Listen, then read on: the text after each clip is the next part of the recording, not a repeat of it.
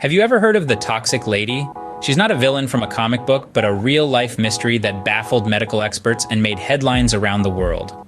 Her real name was Gloria Ramirez, born on January 11th, 1963 in Riverside, California.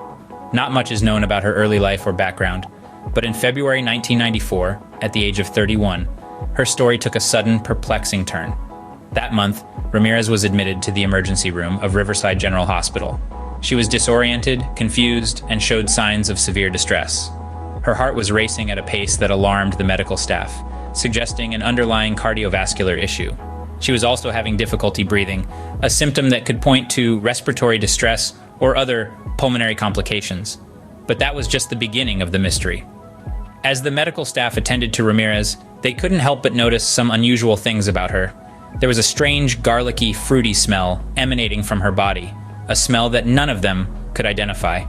To add to the mystery, her skin had an unusual oily sheen, a sight that was as perplexing as it was concerning. But the real shock came when they drew blood samples from Ramirez. Floating in her blood were strange particles, the likes of which the medical staff had never seen before. And if that wasn't alarming enough, her blood samples gave off an ammonia-like smell that further complicated the diagnostic process. What followed was a series of inexplicable events that sent shockwaves through the hospital. Staff members who had come into contact with Ramirez and her blood started experiencing symptoms themselves. They felt dizzy, nauseated, and some even had burning sensations on their skin or in their eyes. The emergency room had to be evacuated amidst fears of exposure to hazardous substances. As Gloria Ramirez was rushed into the emergency room, no one could have predicted the strange events that were about to unfold. As Gloria was admitted, the medical staff quickly noticed that something was off. At 31 years old, Gloria Ramirez was enveloped in a haze of confusion upon her arrival at the emergency room. Disoriented and unclear on her surroundings, her mental state was the first sign of alarm. But the anomalies didn't end there. Her heart was racing, thumping at an unsettling pace, a condition known as tachycardia. This suggested a potential cardiovascular issue that required immediate attention. Adding to the complexity of her condition, Gloria was struggling to breathe. Each inhale and exhale was a laborious task, indicative of possible respiratory distress or other pulmonary complications. Her symptoms were concerning indeed, but they were just the tip of the iceberg. The medical staff couldn't help but notice the strange odors wafting from Gloria's body. These scents were described as garlicky, fruity, and even akin to a chemical odor. The source of these mysterious smells remained elusive, adding another layer of intrigue to Gloria's already perplexing medical condition. As they examined her, the medical personnel were taken aback by an unusual oily sheen on Gloria's skin. This was far from typical and certainly not something the doctors and nurses were accustomed to seeing. This unusual observation further deepened the mystery surrounding Gloria's case and raised concerns among the attending physicians. But it was not just the symptoms that were unusual. The medical staff soon realized that this was not a typical case. When the staff drew a blood sample from Ramirez, things took a turn for the worse. The blood sample taken from Gloria Ramirez was far from ordinary. As the syringe filled, witnesses reported seeing strange particles floating in the crimson fluid. These peculiar particles were unlike anything they had seen before, and they sparked a sense of unease among the medical professionals in the room. Adding to the unease was an unusual odor. The smell was likened to that of ammonia, a sharp, pungent scent that caused more than a few wrinkled noses. The origin of the scent was as much a mystery as the floating particles in Ramirez's blood. It was clear, however, that this was no ordinary patient, and this was no ordinary night in the emergency room. As time ticked on, the situation intensified. The medical staff, having been in close contact with Ramirez and her blood sample, began to experience a wave of troubling symptoms. Dizziness was the first to strike, an unexpected sensation of instability that left many feeling off kilter. This unsettling sensation was soon followed by a wave of nausea. Medical professionals, trained to remain composed in the face of adversity, found themselves grappling with an urge to vomit. The emergency room, usually a place of controlled chaos, was thrown into disarray, but the symptoms didn't stop there. Some staff members reported a burning sensation, a discomforting tingle that spread across their skin and into their eyes. This symptom was particularly alarming. It suggested that they might have been exposed to some form of harmful substance. But what could it be? The blood sample, the strange oily sheen on Ramirez's skin, the baffling ammonia-like odor. With staff members falling ill left and right, the decision was made to evacuate the emergency room.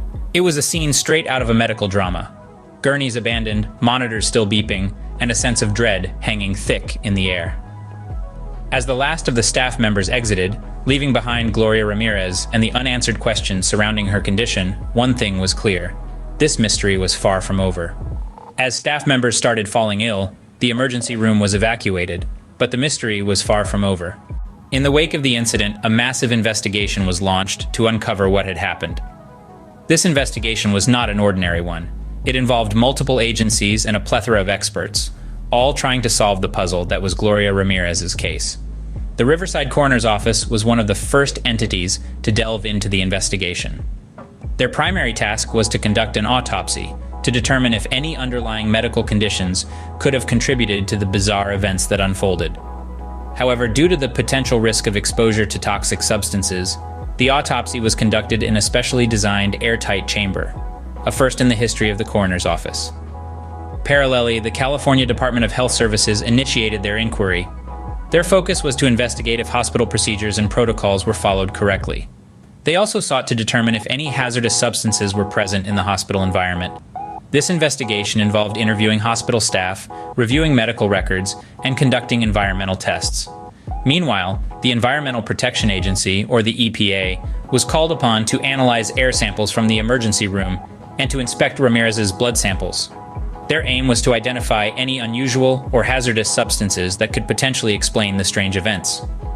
Amidst this extensive scrutiny, several theories emerged. One of the most prominent was that Gloria Ramirez might have been exposed to a dangerous chemical, which somehow got into her bloodstream. Some speculated that Ramirez might have used a home remedy or a substance not approved for medical use that resulted in the unique symptoms and the unusual odor. Another theory suggested that the hospital staff might have been victims of mass hysteria, where the stress of the situation caused them to experience symptoms even though there was no actual physical cause. This theory, however, was met with skepticism, given the physical symptoms displayed by the staff and the tangible anomalies found in Ramirez's blood samples.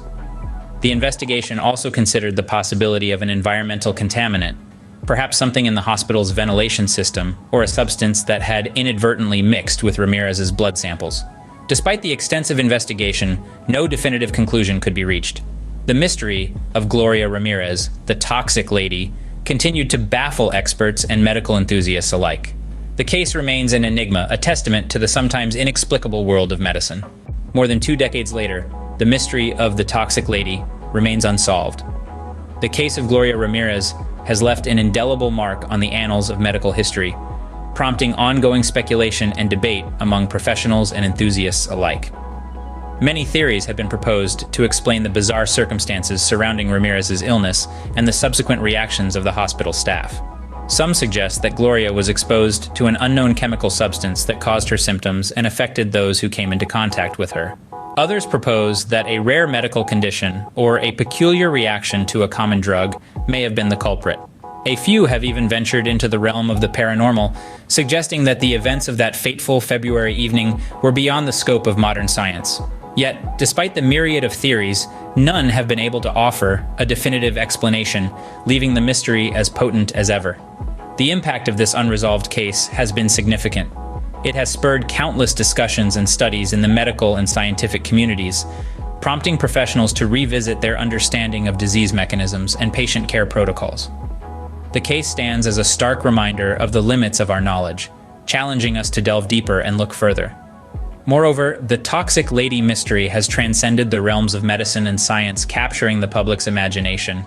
It has inspired numerous articles, documentaries, and even TV episodes, becoming a fascinating yet unsettling part of popular culture. Yet, amidst all the speculation and theories, the human element of this story should not be forgotten. A woman's life was tragically cut short, and an entire emergency room was thrown into chaos, with many of the staff suffering physical and emotional trauma. The case of Gloria Ramirez serves as a sobering reminder of the very real and human costs that can accompany such mysteries. The case of Gloria Ramirez, the toxic lady, remains one of the most perplexing medical mysteries to this day. On that fateful night in February 1994, Gloria Ramirez unknowingly became a part of medical history. Her perplexing case, marked by an array of unusual symptoms, strange odors, and physical abnormalities, baffled medical professionals and continues to intrigue medical enthusiasts to this day. The most notorious of these anomalies was the mysterious particles found floating in her blood, a sight that not only alarmed the medical staff, but also triggered a series of reactions among them. From dizziness to nausea, these symptoms led to an emergency room evacuation, adding another layer of intrigue to this already puzzling case. The case of Gloria Ramirez, often referred to as the Toxic Lady, is a testament to the fact that the field of medicine is still rife with mysteries. Despite the tireless efforts of professional agencies such as the Riverside Coroner's Office, the California Department of Health Services, and the Environmental Protection Agency, the cause of her illness and the subsequent events remain unresolved. This unresolved mystery underscores the importance of continued research and exploration in medical science. It also highlights the need for rigorous patient safety protocols to protect both patients and medical staff from potential hazards. The case of the Toxic Lady serves as a powerful reminder of the unknowns that still lurk in the field of medicine and the potential risks they pose. The story of Gloria Ramirez is not just a medical mystery, but also a human story. It's a story of a woman whose life was cut short in a most unusual way, and of the medical professionals who did their best to save her, despite the strange and potentially dangerous circumstances. It's a story that, even after 3 decades, still prompts questions and demands answers. As we continue to search for answers, the Toxic Lady serves as a stark reminder of the mysteries that still exist within the realm of medicine.